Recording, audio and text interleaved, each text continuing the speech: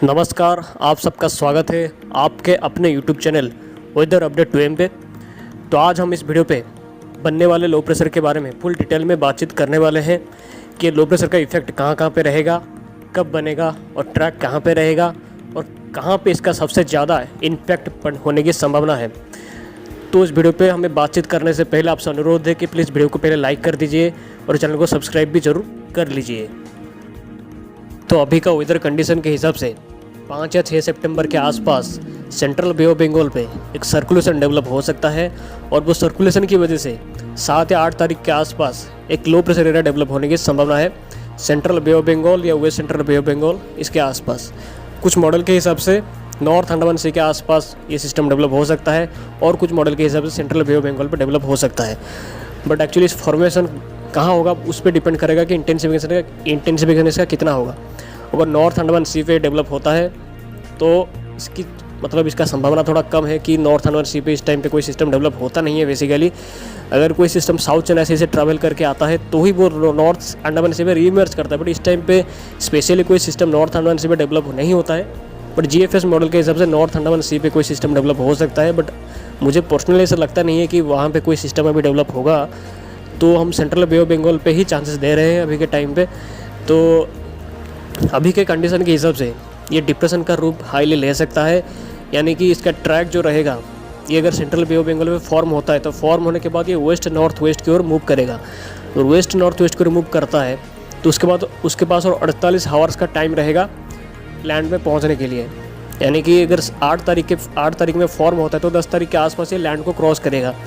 कहाँ पे क्रॉस करेगा? नॉर्थ आंध्र से लेकर उड़ीसा के बीच में कहीं पे क्रॉस करने की संभावना दिखाई दे रही है 9 तारीख या 10 तारीख के आसपास। तो उसी टाइम के दौरान ये डिप्रेशन का रूप ले सकता है। हाईली डीप डिप्रेशन की ओर जाने की संभावना इसका बहुत ही कम है। बट कुछ मॉडल के हिसाब से साइक्लोनिक स्टॉर्म का रूप भी ले सकता है। बट अभी मेरे हिसाब से इसका डिप्रेशन बनने की संभावना 50% के आसपास है। वेल मार्क लो प्रेशर की संभावना सबसे ज़्यादा दिखाई दे रही है अभी के टाइम पे और साइक्लोनिक स्टॉर्म की संभावना 10% अभी के टाइम पे मैं दे रहा हूँ इसको।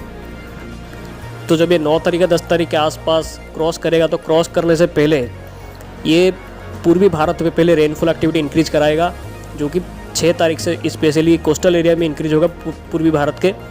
और 7 से लेकर 8 के बीच में रेनफॉल एक्टिविटी और भी ज़्यादा इंक्रीज हो जाएगी उड़ीसा आंध्र प्रदेश के कोस्टल एरिया में और तेलंगाना में भी इसकी वजह से रेनफॉल एक्टिविटी काफ़ी ज़्यादा होने की संभावना है।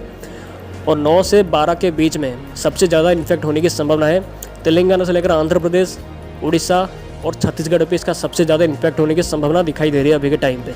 वेस्ट बंगाल के कोस्टल एरिया पे भी इसकी वजह से रेनफॉल एक्टिविटी इंक्रीज हो सकती है इन्हीं टाइम के दौरान। इसके बाद इसके ट्रैक की बात करें तो ट्रैक के लेकर अभी थोड़ा कन्फ्यूजन पे मैं हूँ कि कुछ मॉडल दिखा रहे हैं कि ये उड़ीसा वेस्ट बंगाल को उड़ीसा आंध्र प्रदेश को क्रॉस करने के बाद ये सेंट्रल इंडिया से होते हुए गुजरात की ओर मूव करेगा। और कुछ संभावना ये भी है कि वो अरेबियन सी पे रीइमर्ज करके वहाँ पे भी इंटेंसिफिकेशन हो सकता है। बट अरेबियन सी पे रीइमर्ज होकर इंटेंसिफिकेशन उनके संभावना को मैं अभी नहीं दे रहा हूँ क्योंकि इसकी संभावना अभी बहुत ही कम नज़र आ रही है। और गुजरात की ओर जाने की संभावना इसका सबसे ज़्यादा नज़र आ रही है।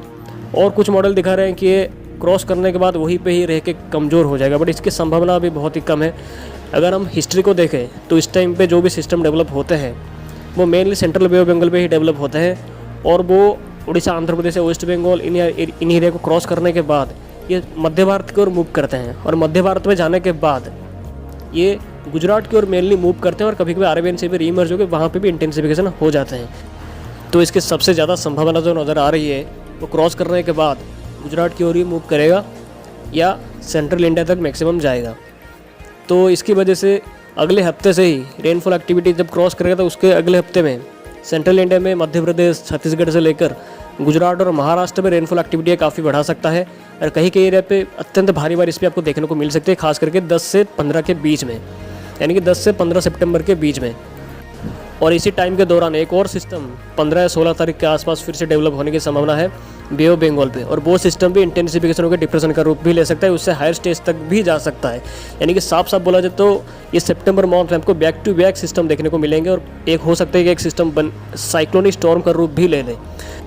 तो अगस्त मंथ में जैसे back to back system develop हुए थे और पूरे भारत में अच्छी खासी बारिश कराए थे, खास करके मध्य भारत से लेकर पूर्वी भारत और पश्चिम भारत में, ये भी बिल्कुल वैसा ही होने जा रहा है। कंपेयर टू स्ट्रॉन्ग सिस्टम सितंबर पे आपको देखने को मिल सकते हैं बैक टू बैक। तो जो 8 तारीख पे सिस्टम बनने वाला है उसके ट्रैक के ऊपर पूरी तरह से नज़र रखा गया है कि इसका ट्रैक कौन सा फॉलो करता है, उसी के हिसाब से रेनफॉल होगी। तो आप हमारे साथ बिल्कुल बने रहिए, हम इसके ऊपर पल पल की खबर आपको देते रहेंगे। आप सबका बहुत बहुत धन्यवाद वीडियो में आखिर तक बने रहने के लिए। Keep watching, be safe and thank you.